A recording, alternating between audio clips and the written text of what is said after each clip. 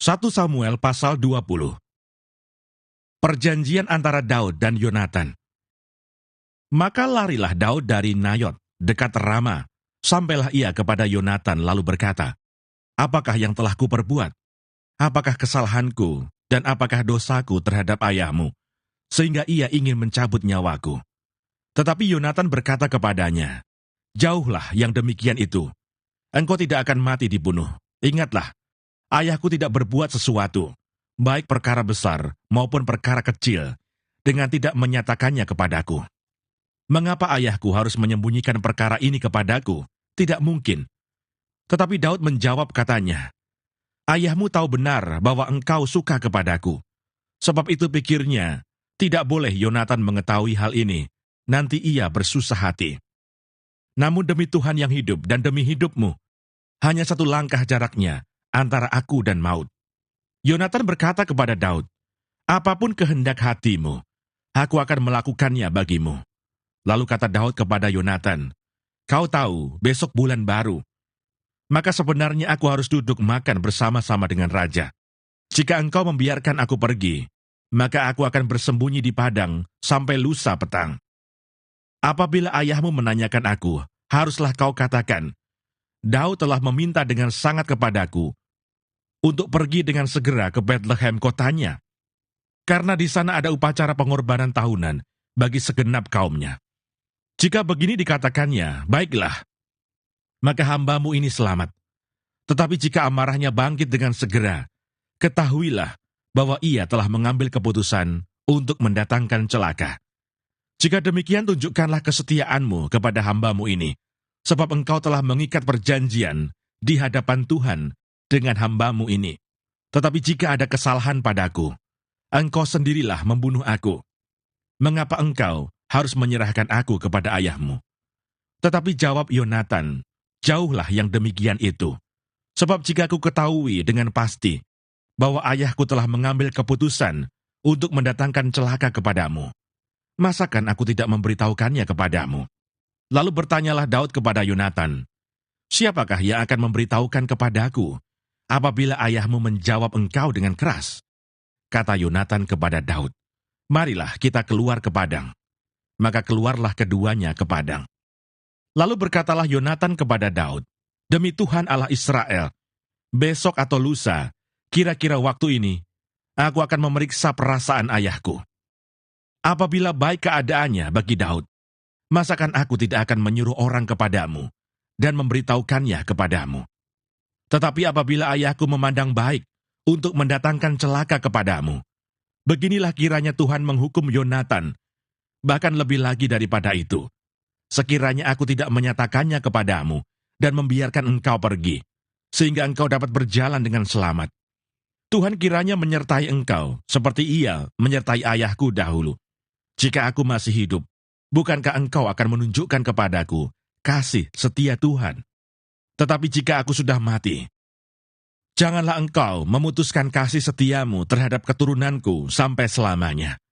Dan apabila Tuhan melenyapkan setiap orang dari musuh Daud dari muka bumi, janganlah nama Yonatan terhapus dari keturunan Daud, melainkan kiranya Tuhan menuntut balas daripada musuh-musuh Daud." Dan Yonatan menyuruh Daud sekali lagi bersumpah demi kasihnya kepadanya, sebab ia mengasihi Daud seperti dirinya sendiri. Kemudian berkatalah Yonatan kepadanya, "Besok bulan baru, maka engkau nanti akan ditanyakan, sebab tempat dudukmu akan tinggal kosong. Tetapi lusa engkau pasti akan dicari. Engkau harus datang ke tempat engkau bersembunyi pada hari peristiwa itu, dan duduklah dekat bukit batu.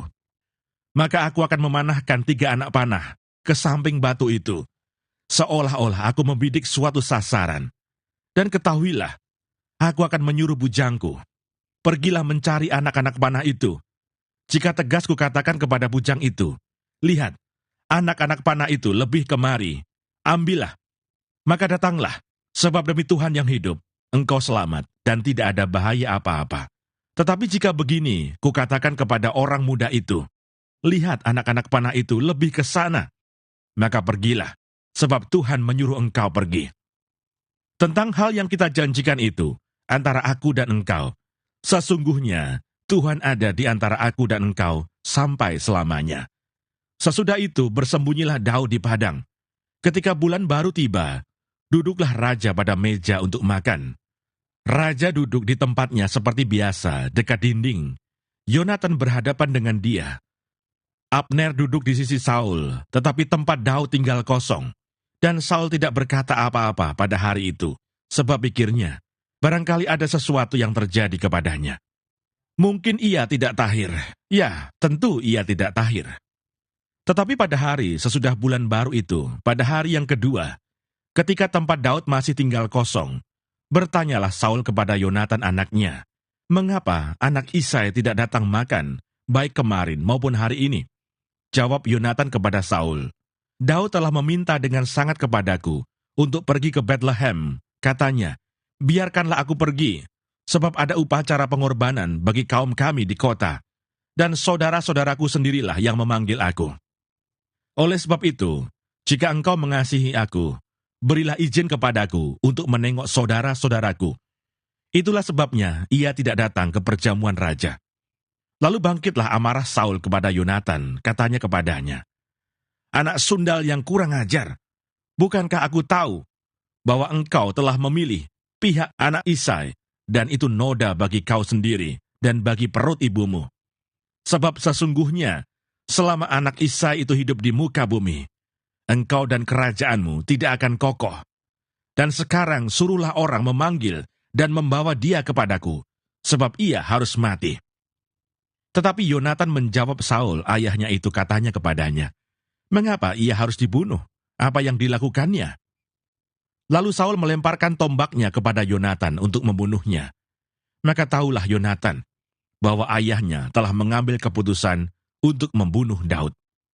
Sebab itu Yonatan bangkit dan meninggalkan perjamuan itu dengan kemarahan yang bernyala-nyala. Pada hari yang kedua bulan baru itu, ia tidak makan apa-apa, sebab ia bersusah hati karena Daud, sebab ayahnya telah menghina Daud. Pada waktu pagi keluarlah Yonatan ke padang bersama-sama seorang budak kecil, sesuai dengan janjinya kepada Daud. Berkatalah ia kepada budaknya, "Larilah, carilah anak-anak panah yang kupanahkan." Baru saja budak itu berlari, maka Yonatan melepaskan sebatang anak panah lewat kepala budak itu. Ketika budak itu sampai ke tempat letaknya anak panah yang dilepaskan Yonatan itu, maka berserulah Yonatan dari belakang budak itu, katanya, "Bukankah anak panah itu lebih ke sana?" Kemudian berserulah Yonatan dari belakang budak itu, "Ayo cepat, jangan berdiri saja." Lalu budak Yonatan memungut anak panah itu dan kembali kepada tuannya. Tetapi budak itu tidak tahu apa-apa. Hanya Yonatan dan Daudlah yang mengetahui hal itu. Sesudah itu, Yonatan memberikan senjatanya kepada budak yang menyertai dia, dan berkata kepadanya, "Pergilah, bawalah ke kota." Maka pulanglah budak itu. Lalu tampillah Daud dari sebelah bukit batu. Ia sujud dengan mukanya ke tanah dan menyembah 3 kali. Mereka bercium-ciuman dan bertangis-tangisan. Akhirnya Daud dapat menahan diri. Kemudian berkatalah Yonatan kepada Daud, "Pergilah dengan selamat. Bukankah kita berdua telah bersumpah demi nama Tuhan, demikian? Tuhan akan ada di antara aku dan engkau, serta di antara keturunanku dan keturunanmu sampai selamanya." Setelah itu bangunlah Daud dan pergi, dan Yonatan pun pulang ke kota. 1 Samuel pasal 21. Daud di Nob. Sampailah Daud ke Nob, kepada Abimelech imam itu. Dengan gemetar, Abimelech pergi menemui Daud dan berkata kepadanya, "Mengapa engkau seorang diri, dan tidak ada orang bersama-sama dengan engkau?" Jawab Daud kepada Imam Abimelech, "Raja menugaskan sesuatu kepadaku. Katanya kepadaku, siapapun juga tidak boleh mengetahui sesuatu dari hal yang kusuruh kepadamu dan yang kutugaskan kepadamu ini. Sebab itu orang-orangku telah kusuruh pergi ke suatu tempat. Maka sekarang apa yang ada padamu, berikanlah kepadaku 5 roti atau apapun yang ada." Lalu jawab imam itu kepada Daud, "Tidak ada roti biasa padaku, hanya roti kudus yang ada, asal saja orang-orangmu itu menjaga diri terhadap perempuan." Daud menjawab imam itu, katanya kepadanya, "Memang kami tidak diperbolehkan bergaul dengan perempuan. Seperti sedia kala, apabila aku maju berperang. Tubuh orang-orangku itu tahir, sekalipun pada perjalanan biasa. Apalagi pada hari ini, masing-masing mereka tahir tubuhnya." Lalu imam itu memberikan kepadanya roti kudus itu, karena tidak ada roti di sana, kecuali roti sajian. Roti itu biasa diangkat orang dari hadapan Tuhan, supaya pada hari roti itu diambil, ditaruh lagi roti baru. Maka pada hari itu juga ada di sana salah seorang pegawai Saul yang dikhususkan melayani Tuhan, namanya Doeg, seorang Edom, pengawas atas gembala-gembala Saul. Berkatalah Daud kepada Abimelekh, "Tidak adakah padamu di sini tombak atau pedang? Sebab baik pedangku maupun senjataku tidak dapat kubawa, karena perintah raja itu mendesak." Kemudian berkatalah imam itu, "Pedang Goliat orang Filistin, yang kau pukul kalah di lembah Tarbantin, itulah yang ada di sini, terbungkus dalam kain di belakang efod itu. Jika engkau hendak mengambilnya, ambillah. Yang lain tidak ada, hanya ini." Kata Daud, "Tidak ada yang seperti itu. Berikanlah itu kepadaku." Daud di Gad. Kemudian bersiaplah Daud, dan larilah ia pada hari itu juga dari Saul. Sampailah ia kepada Akis, raja kota Gad. Pegawai-pegawai Akis berkata kepada tuannya, "Bukankah ini Daud, raja negeri itu? Bukankah tentang dia orang-orang menyanyi berbalas-balasan sambil menari-nari demikian? Saul mengalahkan beribu-ribu musuh, tetapi Daud berlaksa-laksa." Daud memperhatikan perkataan itu, dan dia menjadi takut sekali kepada Akis, raja kota Gad itu. Sebab itu ia berlaku seperti orang yang sakit ingatan di depan mata mereka, dan berbuat pura-pura gila di dekat mereka. Ia menggores-gores pintu gerbang, dan membiarkan ludahnya meleleh ke janggutnya. Lalu berkatalah Akis kepada para pegawainya, "Tidakkah kamu lihat bahwa orang itu gila? Mengapa kamu membawa dia kepada aku? Kekurangan orang gilakah aku? Maka kamu bawa orang ini kepadaku, supaya ia menunjukkan gilanya dekat aku. Patutkah orang yang demikian masuk ke rumahku?"